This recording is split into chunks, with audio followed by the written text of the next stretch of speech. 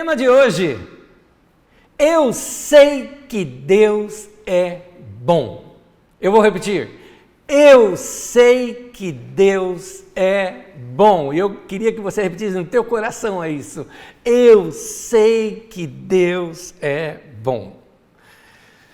Nós estamos num momento difícil, um momento de pandemia, e às vezes passamos por situações dolorosas de gente morrendo ao nosso lado, gente querida nossa.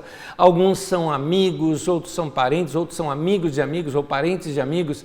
Às vezes acompanhamos o drama das pessoas que perderam entes queridos, e aí começa a passar em nós o medo de morrer.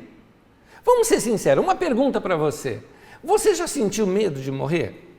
Ou até assim, o medo de ser infectado com o vírus desta pandemia?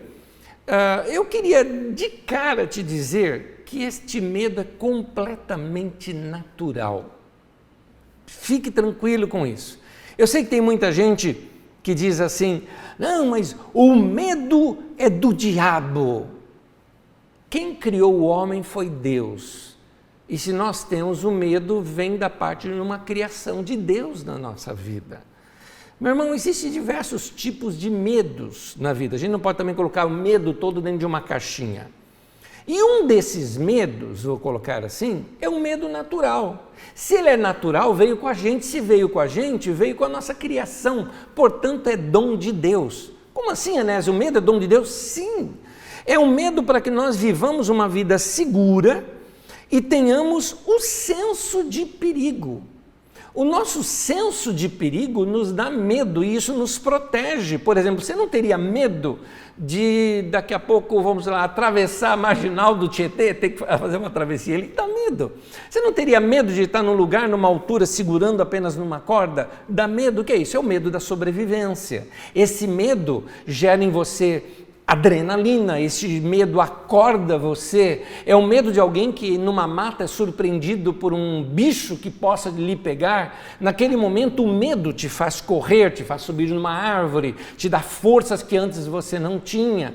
Esse medo é um medo natural, que é da nossa defesa. De vez em quando a gente precisa, sabe, de um susto, de um medo, de alguma coisa que nos desperte para a vida. E às vezes esses medinhos acordam a gente. Isso em diversas áreas. Por exemplo,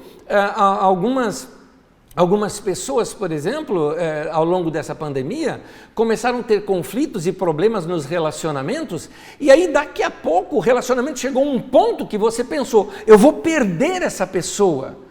E aí te dá aquele medo de perder aquela pessoa, medo de perder aquele relacionamento, e você acorda e começa, falou: pera um pouquinho, eu preciso acordar, a minha vida tem outros sentidos, e um deles é o meu relacionamento. Eu me descuidei no relacionamento, eu me descuidei no diálogo, e isso me deu agora um medo de perder.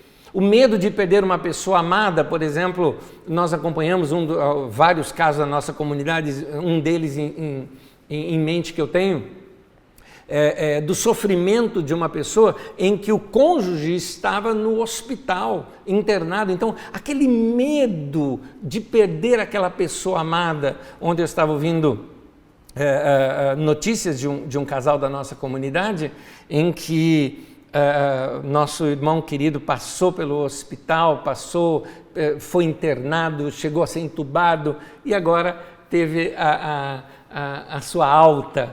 Então a sua esposa disse o seguinte: eu já amava demais aquele homem, eu amava muito esse homem, eu sempre fui apaixonada por ele, agora mais ainda. Então aquele medo de perder faz com que a gente otimize os relacionamentos e otimize a vida. Então o medo é um medo que te leva ao chamado bom senso. É interessante isso.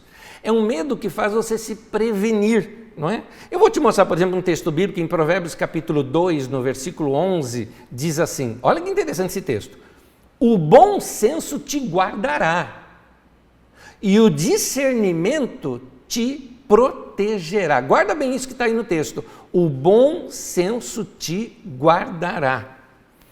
Então, quando a gente fala, por exemplo, de praticar radicalmente as normas de segurança nesse tempo de pandemia, isso não é falta de fé, meu irmão. Isso é bom senso. Isso é bom senso. Aliás, você viu o texto? O bom senso te guardará. O texto não diz a tua fé te guardará, tá? Não é a tua fé que vai te guardar na pandemia. É o bom senso. É o bom senso. Discernimento, o que é discernimento? Discernimento é saber separar bem as coisas. Tem coisa que eu posso, tem coisa que eu não posso. Isso é discernimento. Isso vem junto com bom senso. Então, não praticar as normas de segurança nesse tempo não é fé. É tolice. Isso é tolice. Lembro bem no início da pandemia, aqui na Carisma, aqui na porta da Carisma, aconteceu isso. Uma pessoa que já até trabalhou conosco aqui veio e estava sem máscara nem nada. E quando eu vi isso, eu saí para interpelá-lo, né? Para interpelar, falei, por favor, usa máscara, né? Que ele veio para falar com alguns dos nossos funcionários aqui. Falei, você, por gentileza, quer usar máscara? Ele falou, não, pastor, eu não pego isso não, eu tenho fé que não vou pegar. Eu falei, você quer me ensinar sobre fé? É isso que você está falando? Você está falando que eu não tenho fé? E que você tem fé porque você é o bonzão aí que está sem máscara? É isso? Então, você nota que é tolice. Deus não chamou a gente para ser super-herói, gente. Deus não chamou. Quando Deus chegou para Noé e falou, Noé, entra dentro da arca que eu vou acabar com tudo aqui. Fica fora da arca. E Noé falasse, não, eu tenho fé que não vai acontecer nada comigo. Ia morrer. Então, você tem que se cuidar. Esse medo de morrer que a gente tem é humano, gente, é humano. E se é humano, foi Deus que fez. E se foi Deus que fez, você precisa estar em paz com Ele, aprender e aceitar suas fraquezas. Esse é o nosso lado humano. A gente precisa aprender a ser fraco também e andar de bem com essa fraqueza. Eu não sou super-herói é invenção do cinema, não existe super-herói, não tente ser super-herói. Por que os filmes de super-herói estão fazendo tanto sucesso? Porque todo ser humano almejaria ter superpoderes, fazer algumas coisas, mas gente, isso é ilusão, isso é ilusão. O medo de morrer faz parte da estrutura humana. Eu me lembro de, essa semana mesmo, um rapaz muito simpático, muito querido aqui da Carisma, me escreveu, assim, eu entendi ele falou, Anésio, eu tenho medo de ficar doente, eu tenho uma filhinha pequena que nasceu, e eu disse para ele, querido, totalmente normal, nós estamos numa pandemia, gente, é igual uma guerra, compare, pandemia é igual uma guerra, aliás, nós temos mais mortos na pandemia do que tivemos em guerra, ninguém vai para a guerra sem medo de morrer, todo mundo que vai para a guerra pensa, eu posso morrer, ninguém vai para a guerra sem medo de tomar um tiro e vir a sofrer. Da mesma maneira, o medo de pegar a doença ou o medo de morrer é um medo normal. Eu acredito que alguns de vocês já tiveram pesadelos à noite. Eu tive, estou abrindo aqui com vocês, tive nessa noite. Nessa noite, eu acordei de madrugada com pesadelos por causa de pandemia, no meio de pandemia e tudo mais. Essas coisas acontecem. Agora, e esse medo é completamente normal. Agora, existe sim um outro tipo de medo que já é algo patológico. E o medo patológico é o seguinte, a nossa alma humana, quando ela está muito fraca e ela quer se defender de alguma coisa, fraca diante de uma situação, ela pode criar algumas doenças. É o que nós chamamos de fobias. Então você cria algumas fobias para se defender. É um ato de defesa também, mas é um problema porque aí já são medos que desenvolvemos e que nos privam. Ou seja, eu não precisaria ter aquele medo. Este sim a gente precisa lidar. E é aí que entra a Bíblia Sagrada. A Bíblia Sagrada é um livro maravilhoso. Um livro que nos traz tantas lições da vida que nos ensina a viver. E nesse processo de nos ensinar a viver, a Bíblia nos traz discernimento. E discernimento significa... Discernimento é como você vê um animal que tem pata fendida, que separa o alimento que ele vai comer. Discernimento é aquele ato que a sua avó, sua mãe fazia e que eu fazia quando criança, de separar o feijão antes de cozinhar. Então, você separa o que é bom do que é ruim. Discernimento é isso. A Bíblia nos traz discernimento para a vida. mostrando que algumas coisas não são boas para nós precisamos deixar de lado. Outras, ao contrário, são boas e nós precisamos trazer para nós e aprender. Nós vamos ler alguns textos que são interessantes, porque nesses textos você vai ver neles o medo natural das pessoas, o medo de sobrevivência, que é completamente natural e que nós precisamos ter paz com ele, como também o outro medo, aquele medo que deturpa a realidade e acaba te afastando de uma vida melhor.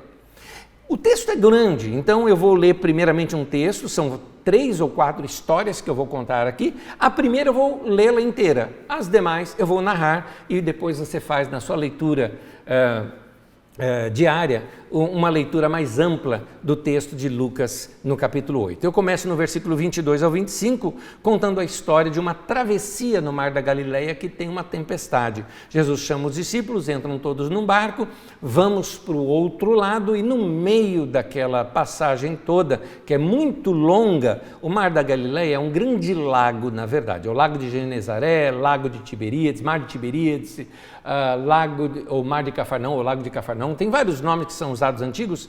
É um grande lago de água doce, não é?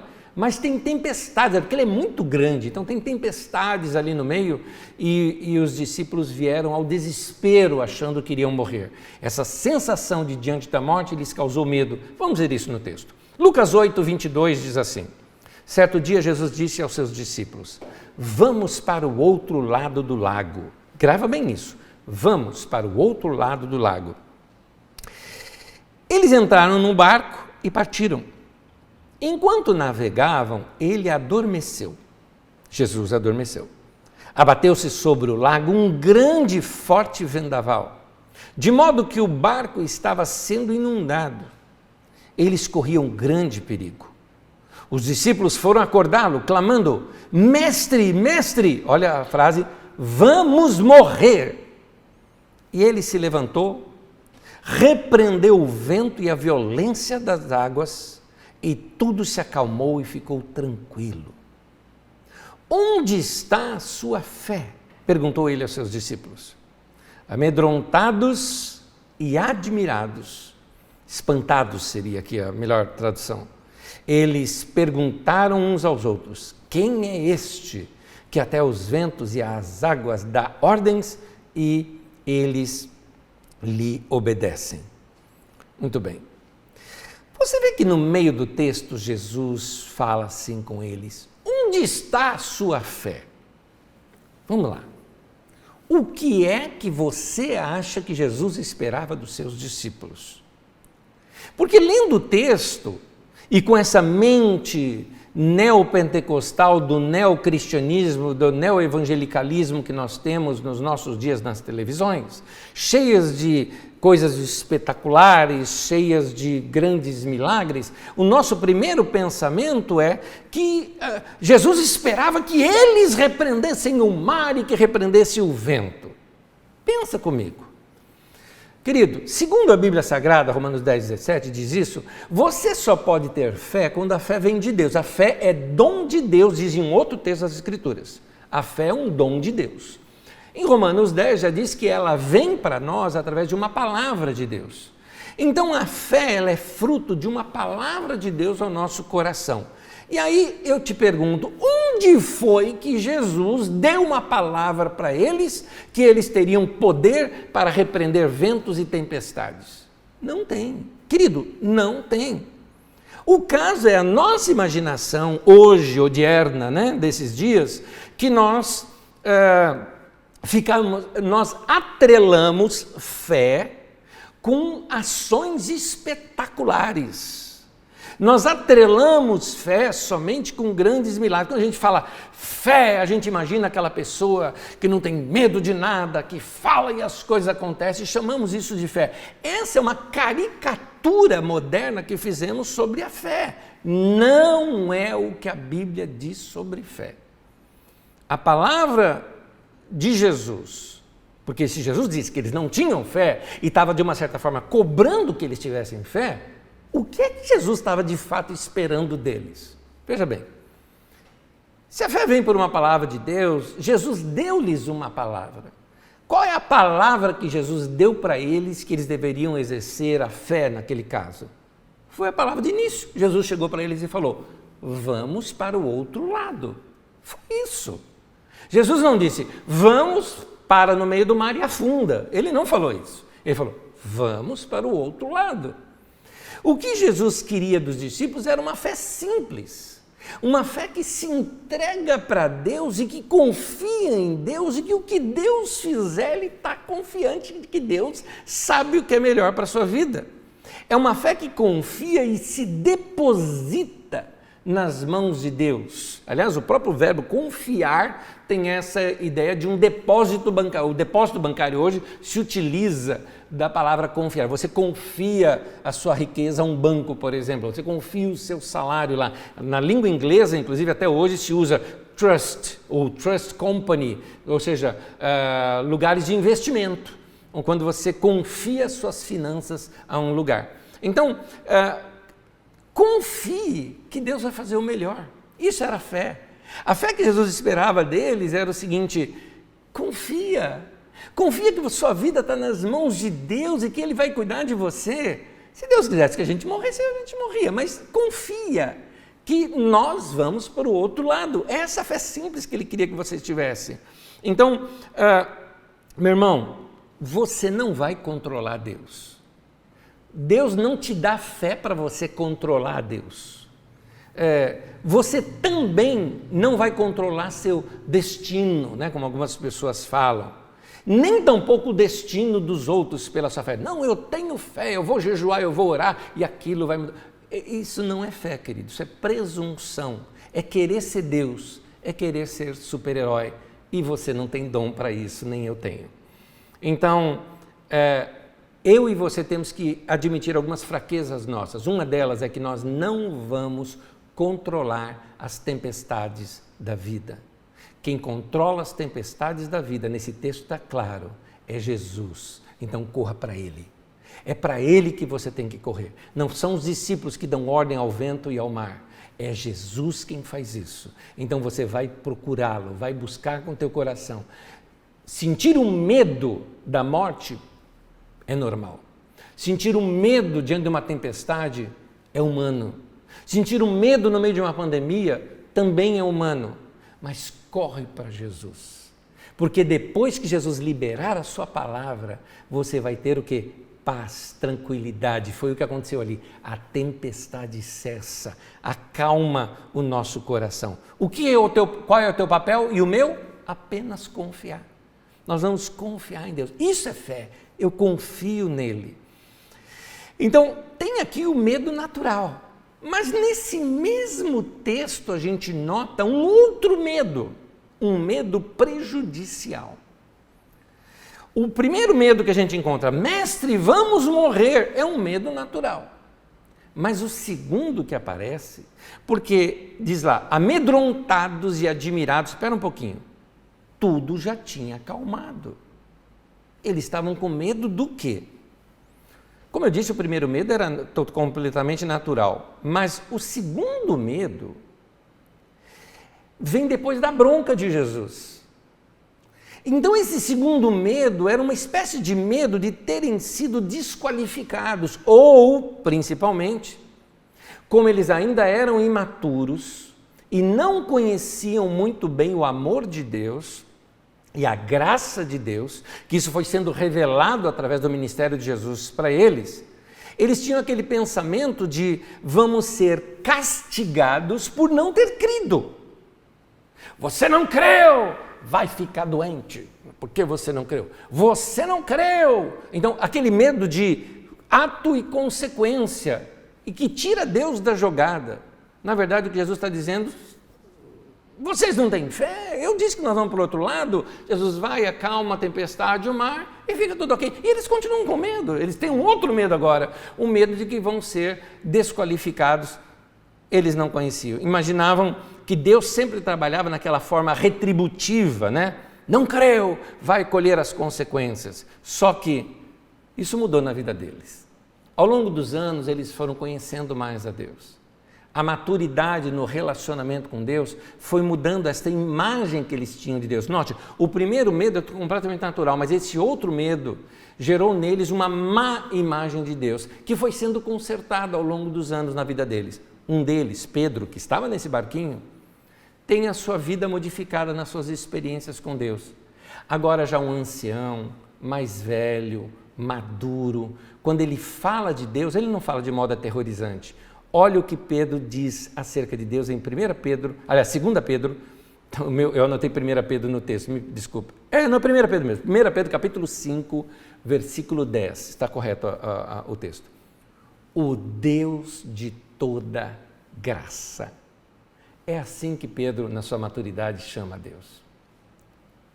Tema de hoje, eu sei que Deus é bom. É isso que eu quero que você receba na mensagem de hoje. Um entendimento da bondade de Deus que vai tirar de você esse segundo medo. O medo da pandemia, o medo de morrer, isso é natural. É um medo para você se cuidar. É bom senso e discernimento que Deus deu para a sua vida para você se preservar. Mas outros medos e fobias e manias, confia na bondade de Deus. Ver Deus assim vai ser um sinal de que você amadureceu. Aprenda isso. Abra teu coração hoje para receber essa revelação. Eu sei que Deus é bom. Eu vou para o próximo texto. E no próximo texto eu vou narrá-lo para você, porque é um texto longo, eu conto a história aqui para você. Lucas capítulo 8, e aqui eu estou abordando desde o 26 até o 39, e fala do endemoniado Gerazeno, ou endemoniado Gadareno, depende, as duas cidades eram muito próximas, e talvez esse cemitério onde ele andava ficava no meio, então pega esses dois nomes, que trata de um mal social que acontecia lá naquela região. Eu queria convidar você ao longo da semana a assistir uma das aulas do nosso Didaquê, a aula de número 51 do nosso Didaquê. Se você não assistiu, assista todas, né? Mas se você não assistiu, assista essa, que é uma que eu trato desse tema, foi 2 terças-feiras atrás, que eu trato sobre o tema de demônios e explico melhor esse texto que eu estou explicando aqui agora. Muito bem. O texto trata de Jesus que atravessou o lago no meio de uma tempestade, como você acabou de ver aqui comigo, e ao chegar do outro lado, um homem possesso de espíritos corre para Jesus. É interessante notar, porque eu digo para você, se eu fosse o demônio, entenda bem aqui, fica, se eu fosse o demônio, eu não correria para Jesus, eu correria de Jesus, né? Então você nota que ali você tem um homem com muitos psiquismos, com conflitos, mas tem um homem ali dentro daquele corpo. Porque tem pessoas que pensam que uma possessão demoníaca a pessoa fica completamente sem controle da sua vida. Não, tem um homem ali dentro. Tanto que Jesus, como um grande pescador de homens, vai lá dentro pescar este homem no meio daquela bagunça toda de tantos psiquismos e tantas vontades e tantas coisas rondando na mente poluída, posso dizer, daquele homem.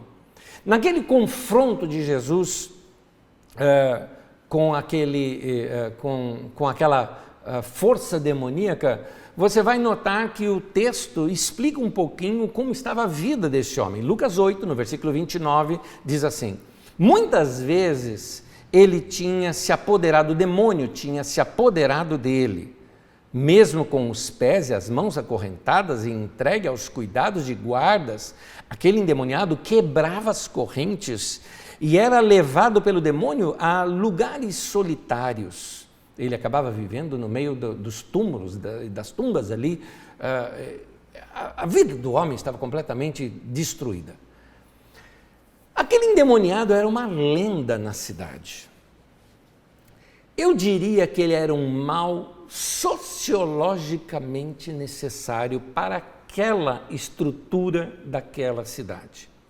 Por quê? Porque aí não tinha ninguém tão mal quanto ele.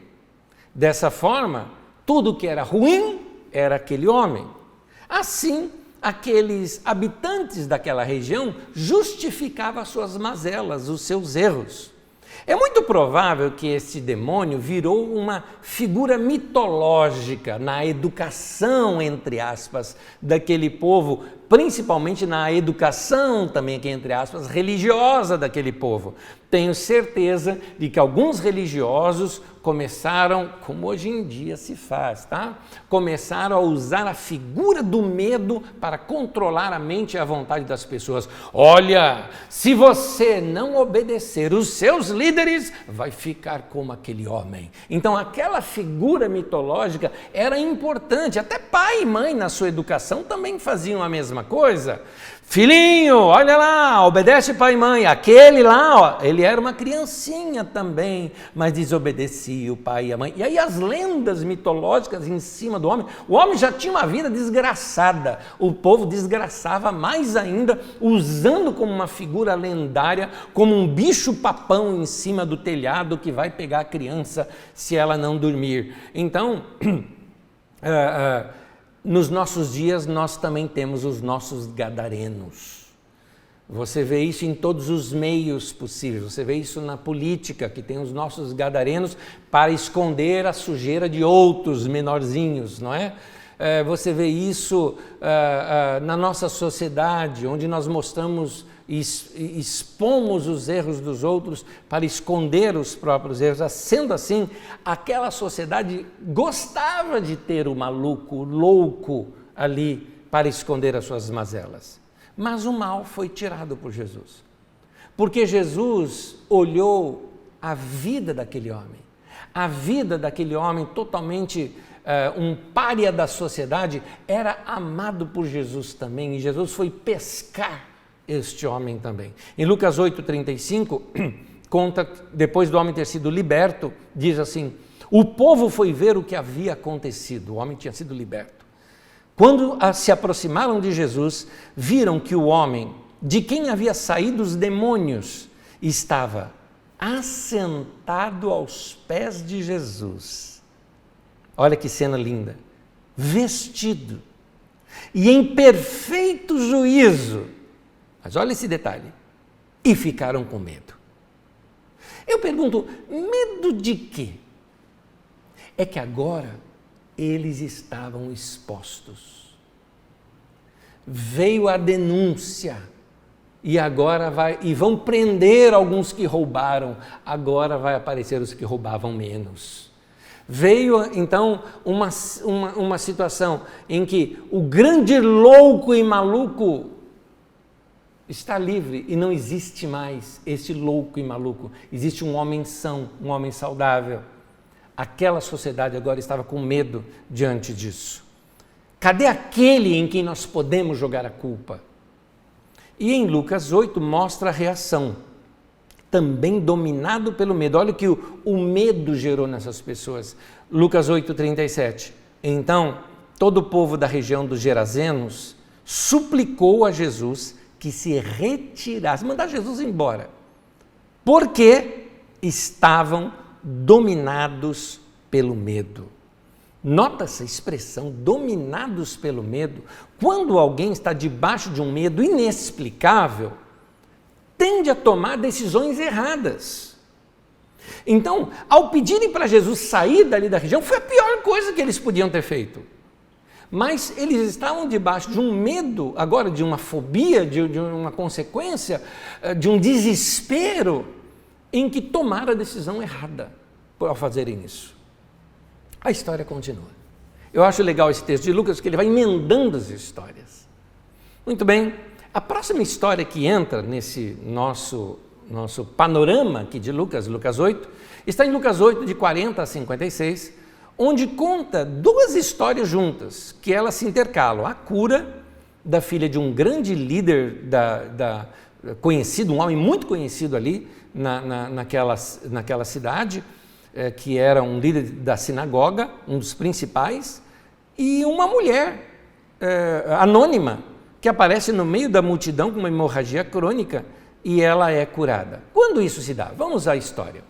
Bom, terminou aquele momento. Libertou aquele homem, detalhe que eu vou dar no final ainda da mensagem sobre esse homem, sobre esse gadareno, né? E tiveram que voltar para Galileia. Galileia estava do outro lado do mar, do outro lado do lago. Agora eles tinham que retornar pelo lago, ou o mesmo mar, né? Onde se deu aquela tempestade. Eu fico imaginando os discípulos lá, no momento em que eles estavam passando exatamente no lugar onde aconteceu a tempestade, que eles tinham que passar por ali. Eu fico imaginando eles ali, Jesus está acordado? Não deixa dormir não. Ficaram ali entretendo Jesus para Jesus não dormir. Não dorme dessa vez não. Então, passaram esse momento aqui do lago, chegaram do outro lado e diz o texto que já tinha uma multidão esperando. Eu acho que correu a história, deram a volta toda, chegaram lá e o povo sabendo avistar, outros barcos avistaram, já avisaram as multidões e tinha uma multidão pronta para recebê-lo. E nisso, aglomeração, um monte de gente. Nisso chega um homem lá muito conhecido na cidade, muito bem visto na cidade, porque ele era um líder da sinagoga. Um homem muito bem visto, muito bem respeitado na cidade, pede para falar com Jesus. E ele fala, Jesus, eu tenho uma filhinha, 12 aninhos de idade, uma fofa, e ela está na beira da morte. Ela está para morrer. O senhor pode ir na minha casa? Ele tinha fé de que Jesus fosse na casa dele e tocasse na menina, a menina não morreria. E aí Jesus disse sim. Eu imagino, vamos entrar na história. Se coloca no lugar desse homem. É sua filhinha, querida, não tem mais nada que você possa fazer. Você vai buscar em Jesus uma solução para aquele momento. E Jesus diz, sim, eu vou, vamos lá. O coração se enche de esperança, o coração se enche de ansiedade, o coração se enche de pressa, de tudo isso. E aí aquela multidão junto, e todo mundo ali, Jesus passando, e aquela multidão querendo chegar até Jesus, e aí acontece uma coisa que não estava no script, não estava prevista. Lucas 8, versículo 47, o texto diz assim, então a mulher, vendo que não conseguiria passar despercebida, eu acabei não te contando a história. Deixa eu voltar aqui antes de ler esse texto. Uma mulher, o texto vai narrando a história dessa mulher. 12 anos. Interessante, a menina, 12 anos, a mulher, 12 anos. Ela vem sofrendo de uma hemorragia crônica. E aquele fluxo de sangue não parava nela, aumentando, gerando nela, sei lá, uma anemia, uma fraqueza e tantas outras coisas, além de uma crise. Imagina uma menstruação crônica e que nunca passa, não é? E nenhum médico resolveu, diz até num dos textos dos paralelos de Lucas, dos evangelhos, em que esta mulher gastou todo o dinheiro dela com o médico e não veio melhorar, com tratamentos, aliás o termo ali é terapias, ela gastou com terapias e não veio a resolver. E essa mulher ouviu falar de Jesus. Quando ela ouviu falar de Jesus, a fé e a esperança surgiram no seu coração e ela começou a ir em direção de Jesus e ela falava consigo mesma, se eu apenas tocar, ele não precisa parar para me abençoar. Se eu chegar e tocar nas vestes dele, eu vou ser curada. E no meio daquela multidão, e cotovelada para cá, cotovelada para lá, empurra esse, empurra aquele outro. Mas a mulher chega e toca em Jesus. No momento que ela toca em Jesus, ela sentiu no seu corpo que estancou. Ela foi curada. Naquele momento, eu imagino a emoção da cura, a emoção do alívio, tudo mais. E aí, em seguida, um drama. O que acontece naquele momento é que Jesus para. A mulher está ali em estado, vamos dizer, de êxtase, mas Jesus parou e falou, alguém me tocou. A mulher falou, ferrou. Danou-se. Por quê? Ela não poderia tocar em alguém. Na lei judaica, a mulher, no momento da menstruação, ela não poderia tocar em alguém. Um homem que fosse mestre, se ele tocasse ou fosse tocado por uma mulher no período menstrual, ele estaria impuro por algum tempo. Jesus estava ali para ministrar para as multidões, significava que a partir daquele momento, Jesus, segundo a religião deles, estaria impuro, impossibilitado de pregar, de ensinar, de curar e tudo mais. Imagina a multidão que foi ali para ser curada ou ouvir Jesus, ou ser tocada por Jesus, agora iam fuzilar aquela mulher, porque ela era a causadora daquilo tudo. Mais um detalhe, e o Jairo? Jairo é o líder da sinagoga. Naquele momento, aquele drama todo, porque Jesus falou, alguém me tocou, até então ninguém sabe o que era. Alguém me tocou? Eu disse, é claro, uma multidão aqui espremendo, muita gente te tocou, Jesus, até eu te toquei. Mas Jesus falou, alguém me tocou, saiu de mim poder, alguém me tocou. E ele buscando os olhos, e aí, gente, vem a história. Lucas 8,47. Então a mulher, vendo que não conseguiria passar despercebida, veio tremendo, muito medo, e prostrou-se aos seus pés. Na presença de todo o povo, contou por que tinha tocado nele, como fora instantaneamente curada. É importante notar que a mulher estava tentando talvez se justificar. Gente, eu estava assim, eu toquei, eu não queria contaminá-lo, mas eu fui curada. Mas por quê? O que acontecia é que naquela situação dela, ela poderia ser apedrejada e morta pela própria multidão. A mulher não poderia tocar no homem segundo as normas e regras deles. E ela quebrou a lei, quebrou as regras. E teria dentro daquela multidão todo um pensamento, essa mulher precisa ser linchada. E ela estava com medo, por isso ela estava tremendo. E eu tenho certeza, ela não olhou para Jesus, ela deve ter tremido ali, ela estava, prostrada ali, quieta e contando para a multidão e com medo. Ela só conhecia um Deus que castigava. Era isso que tinha na mente dela. Mas eu fico imaginando a cena. Como deve ter sido essa cena?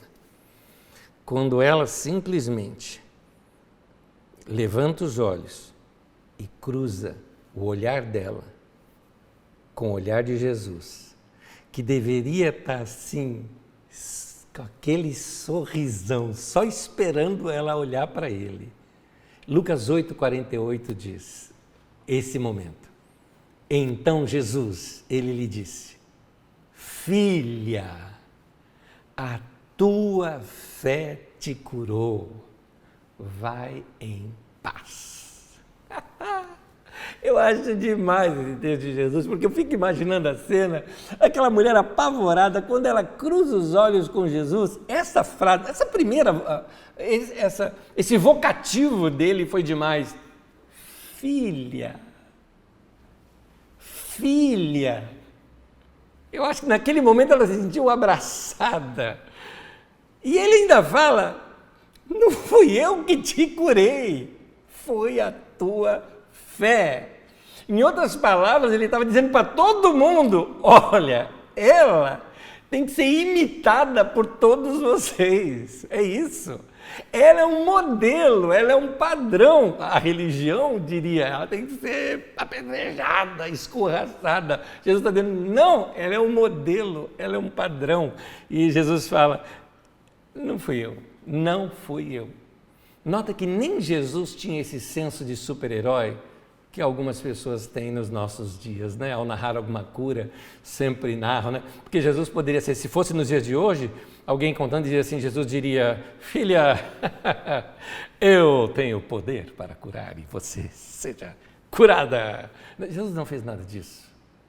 Ele simplesmente se alegrou, porque no coração daquela mulher brotou uma fé que veio de Deus e trouxe a ela a cura. Entendeu o meu tema de hoje? Eu sei que Deus é bom.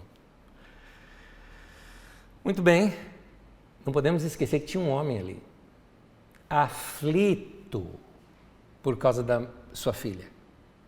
E um detalhezinho, eu fico imaginando também agora, vamos voltar à cena. O homem está indo ali com Jesus, e Jesus vai para minha casa, ele já está aflito, vamos logo, talvez até a multidão toda perto. Ele falou, gente, vamos indo, vamos todo mundo, vamos, né? O pessoal ainda, vamos, né? Vamos logo, Jesus, vamos logo, minha filha está morrendo, né? Querendo apressar. Aí chega essa mulher, Jesus para. Alguém me tocou, talvez ele foi um dos que falou também, Jesus, eu também toquei, todo mundo tocou, beleza, vamos embora, Jesus, está todo mundo te tocando. Tal.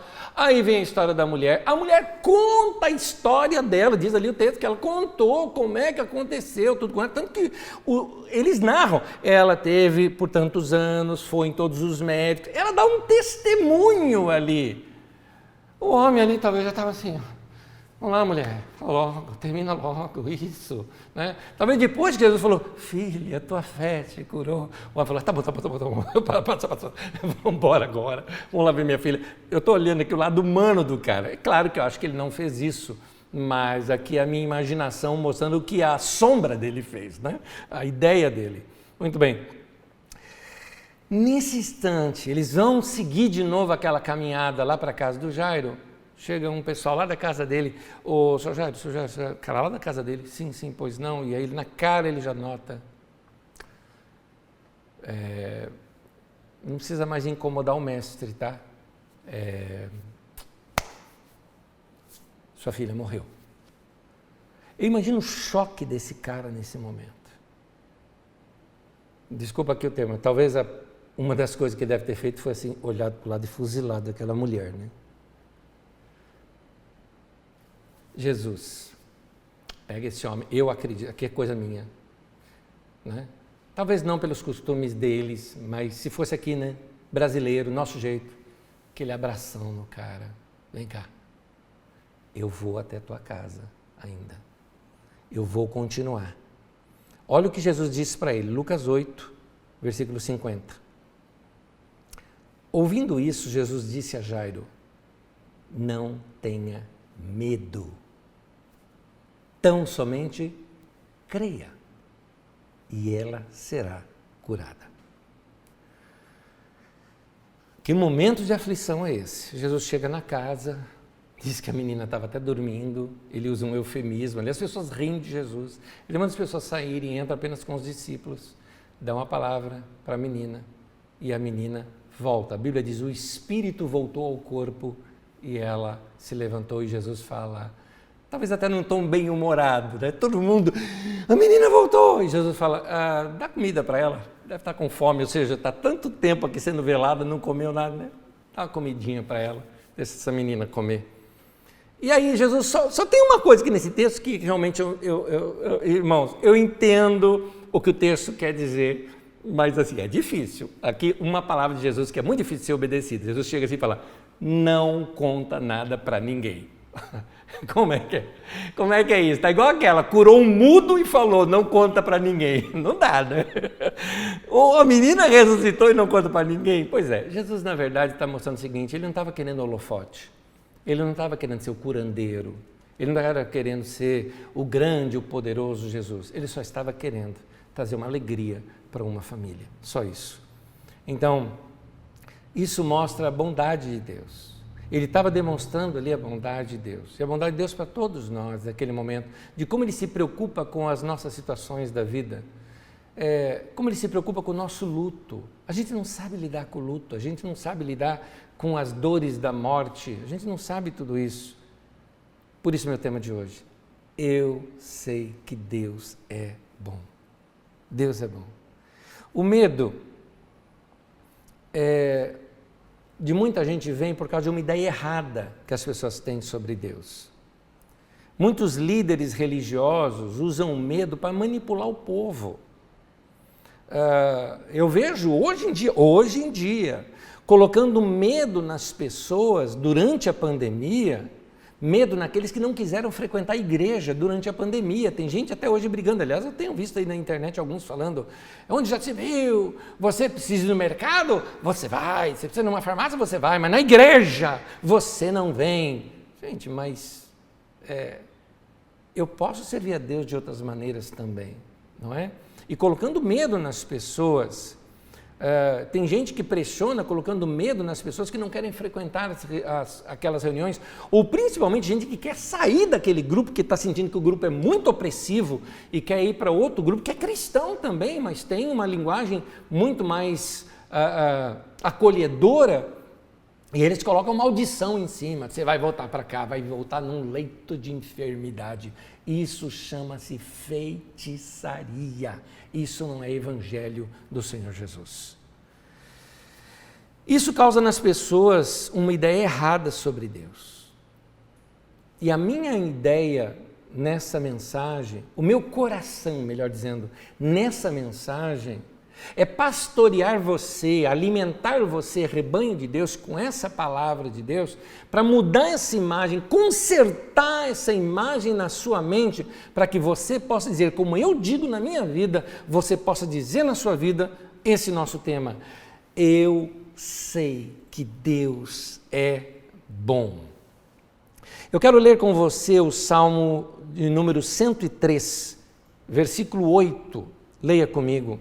O texto diz assim: o Senhor, Yahvé, é bondoso e misericordioso, não fica irado facilmente e é muito amoroso. Eu confesso para os irmãos que uma das revelações mais preciosas que eu tenho no meu coração, quando eu falo revelação, eu não estou falando assim que eu estava e brilhou uma luz do céu e veio sobre mim, não é isso que eu estou falando de revelação. Quando eu falo revelação, a palavra revelação significa tirar o véu. Sabe quando você fala assim, agora eu vejo? A experiência de Jó, antes eu conhecia só de ouvir falar, mas agora meus olhos te veem. Então, quando os textos bíblicos clareiam, quando o coração se enche com a luz divina da revelação da palavra de Deus, revelação é isso, o entendimento da palavra de Deus, uma dessas revelações mais importantes que eu carrego na minha vida, e eu procuro guardá-la como um grande tesouro, é essa revelação de que Deus é bom para mim. Eu aprendi isso criança, na escola dominical. A professora cantava assim, ó, Deus, como era? Deus é bom para mim. Deus é bom para mim. Eu sempre bagunçava isso. Feliz eu vou, cantando eu vou, Deus é bom para mim. Eu já fiz errado. Mas eu cantei tanto isso e eu entendi, Deus me ama. Você cantou também isso, vai, você revela a tua idade aí que você também já cantou isso. Você que é dinossauro aqui da era jurássica da igreja, se lembra disso. Eu sei que Deus me ama. Eu sei que Deus é bom para mim. E eu sei... O texto bíblico diz que Ele é bom para todos. Eu sei que Deus é bom para todos, mas eu sei que Ele é bom para mim. É importante isso. É importante você saber que Deus ama a todos, mas Ele ama você. Que Ele é bom para todos, mas Ele é bom para você. Então, nosso Deus, Ele não é só bom, Ele também é compassivo. Deus é compassivo. Compassivo significa compaixão. É alguém que consegue sentir o que o outro sente. Compaixão é uma compreensão do estado emocional da outra pessoa. É sentir junto com o outro, é sentir o que o outro sente. Isso é compaixão. Uma pessoa, ela quer, quando uma pessoa quer aliviar, ela quer, sei lá, diminuir o sofrimento do outro, ou quando às vezes até não tem nada que você possa fazer pela pessoa, mas você tem compreensão pelaquela pessoa que sofre, isso é compaixão. Deus, Ele sente o que eu sinto. Olha, gente, olha que coisa linda. Deus sente o que eu sinto. Eu gosto dessa frase, Deus me entende. Deus me entende.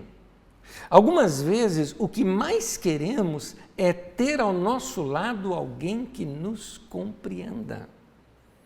Mesmo que a pessoa não possa fazer nada por nós, mas sabe aquela expressão assim, você me entende? Só isso já conforta. Porque é o seguinte, às vezes num conflito você tem o fato e o sentimento. Aprendam isso, casais. Você tem o fato e o sentimento. Não é só casais, não. Relação de amizade também tem isso. Guarda, o fato e o sentimento. Às vezes o fato não é tão grave, mas o sentimento é. E aí a pessoa vem e começa a ganhar de você no argumento. Não, mas você disse isso, mas eu disse isso, mas não foi bem isso. E tenta resolver o fato, mas não resolve o sentimento. O sentimento é, eu senti isso, eu estou chateado. Não, você não deve ficar chateado, você não deve sentir isso. Isso é um grande erro, querido. Você não está sendo compassivo, você não está entendendo o sentimento da outra pessoa. Então, Deus tem esse lado maravilhoso de Deus que é compassivo. Ele entende o que a gente sente. O que a gente sente, às vezes, não é nem lógico o que a gente sente. É um sentimento. E como é que se julga sentimento? Não se julga. Se traz para perto. Entende a pessoa. Deus é essa pessoa que me entende. Deus é essa pessoa que te entende. Pode contar para Ele. E eu digo isso baseado no Salmo 34, versículo 8, que diz assim: provem, experimentem e vejam como o Senhor é bom. E como é feliz a pessoa, o homem, que nele se refugia. Deus vê o que eu sinto lá dentro. Ele escaneia assim a minha vida e faz uma leitura perfeita dos meus sentimentos e consegue até trocar. Porque ele fala, lança sobre mim a sua ansiedade. Então, você lança a ansiedade sobre Deus e ele lança sobre você a paz dele. Ele faz essa troca aqui com você. É assim que Deus faz comigo, é assim que Deus faz com você. Tem mais. Deus não somente é bondoso, Deus não somente é compassivo, mas ele também age. Deus faz algo por mim. Esses textos todos, não fala apenas que Deus assim, sente muito, sabe? Porque é assim que a gente faz, né? A gente às vezes não sabe o que fazer, fala, eu sinto muito. Deus faz mais do que o eu sinto muito. Ele faz algo por nós. Quando Jesus ele nos mostra o Pai, ele nos mostra um Pai presente, que se compadece e que se envolve com a pessoa e que faz algo por nós. É aqui que eu quero voltar, lá naquela narrativa que eu fiz no início, falando daquele endemoniado gadareno. Lucas capítulo 8, no versículo 38 e 39, o texto diz assim: o homem de quem havia saído os demônios suplicava-lhe que o deixasse ir com ele. Mas Jesus o mandou embora, dizendo, volte para casa e conte o quanto Deus lhe fez. Conte como Deus é bom para você, foi bom para você. Assim o homem se foi e anunciou na cidade inteira o quanto Jesus tinha feito por ele. Eu quero que você entenda aqui um outro lado aqui da história, que ele é cultural. Jesus libertou o homem, libertou daquela prisão dos demônios, daquela prisão da alma, daquela esquizofrenia, daquelas suas múltiplas personalidades, daquele presídio espiritual. O homem agora poderia voltar a ser ele mesmo. Jesus também o libertou, olha só do que Jesus também o libertou. Jesus também o libertou da zombaria, de ser difamado, de ser um mau exemplo, de ser um monstro daquela sociedade. Jesus libertou esse homem desse estigma. Jesus liberta esse homem para ele voltar a ser ele mesmo. E aqui que é um ponto que a gente só percebe culturalmente isso. Esse homem, quando ele fala que ele queria seguir Jesus, queria estar ali com Jesus, eu queria que você entendesse, aliás o texto diz que ele queria estar com Jesus, né? A gente às vezes fala seguir, mas o texto original fala estar com Jesus. É o seguinte, ele se sentia em dívida agora com Jesus. Jesus o libertou dos demônios, então a dívida dele era tão grande, mas tão grande, que ele não tinha como pagar essa dívida para Jesus. Por isso ele se oferece para Jesus. Às vezes a gente pensa, ele queria ser um discípulo. Não, não, não. Ele queria ser um servo, um escravo de Jesus. Porque é isso que se passa na mente daquele povo. Esse homem não sabia nada de ser discípulo de Jesus, de mestre. Ele não tinha ouvido as pregações de Jesus, não sabia nada disso. Esse homem diz o seguinte, este homem me libertou, não tenho como pagá-lo pelo que ele fez, então quando você não tem uma dívida impagável, você se torna escravo daquela pessoa. Ele falou, eu vou te servir de coração, eu quero ser um escravo voluntário para fazer o que o senhor quiser. Vou sentar aqui aos seus pés, vou fazer o que o senhor quiser, eu vou ser o seu escravinho, vamos dizer assim, tá? Pode fazer isso comigo. Ele sentia essa dívida toda e ele queria servir Jesus dessa maneira. O texto diz que Jesus disse não. E, inclusive o texto diz assim, Jesus o mandou embora. O texto, eu vi isso no texto grego. No texto grego, ali, é uma ordem de liberação. É uma alforria. É a mesma palavra usada para se libertar um escravo. Jesus está dizendo, você não me deve nada.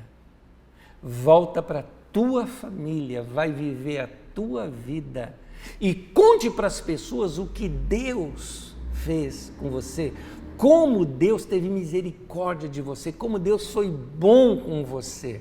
Jesus, gente, é tão bom, que Ele nos liberta até dele mesmo. Dele mesmo. Ele falou, você não me deve nada. Você está livre de mim também. Seja você. Seja quem o Pai criou você para ser. É isso que Jesus fez. Deus tem misericórdia de mim. Deus tem misericórdia daquele homem. Ele é assim na minha vida e na sua também. É dizer, sabe o que é misericórdia? É dizer que Deus é bom até quando a gente não merece. Ah, mas foi eu que errei, Anésio. E daí? Vai lá, confessa o seu pecado, se arrepende. E Deus aceita o seu arrependimento. Tem gente, por exemplo, hoje em dia, aliás, um parêntese aqui, eu conheço pessoas hoje em dia que carregam em si a culpa de ter passado o vírus para uma outra pessoa que morreu.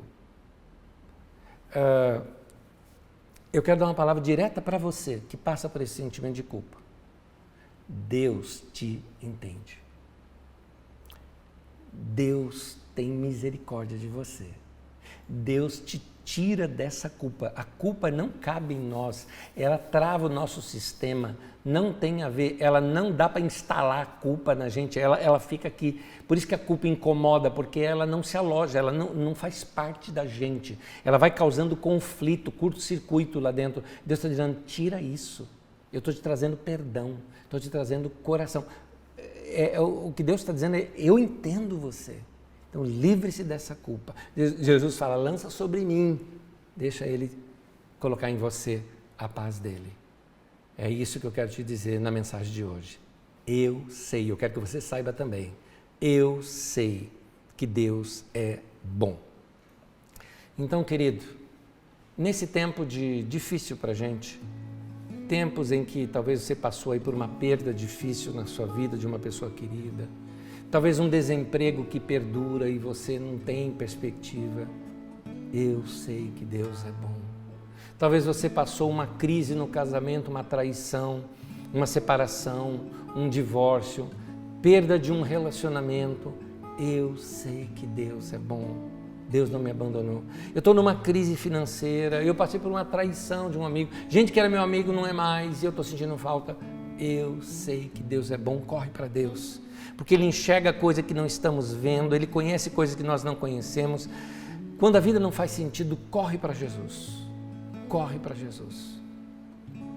Em tempos de dificuldade, eu deixo com você esse texto que nós já lemos aqui. Salmo 34, versículo 8. Provem e vejam como o Senhor é bom e como é feliz o homem que nele se refugia. Convido você para um tempo de oração comigo. Senhor, te entrego a minha vida, te entrego minha alma, minhas emoções, meus sentimentos, meus conflitos, meus medos, meus pesadelos. Deixo tudo isso nas tuas mãos, porque eu sei que o Senhor me entende. Sei também que essa oração que estou fazendo está sendo acompanhada por todos os meus irmãos. A cada um que está em situações assim, eu sei que no fundo ele está dizendo amém, isto sou eu também. Então, Senhor, alivia o nosso coração, coloca em nós a Tua paz. tira de nós a ansiedade, que tenhamos aquela confiança que com Cristo no barco tudo vai muito bem e passa o temporal. Que a boa mão do Senhor esteja sobre nós, nos levando a experimentar esta verdade da Tua palavra que foi pregada para nós hoje. Que o Senhor é bom para todos, que o Senhor é bom e a Sua misericórdia dura para sempre.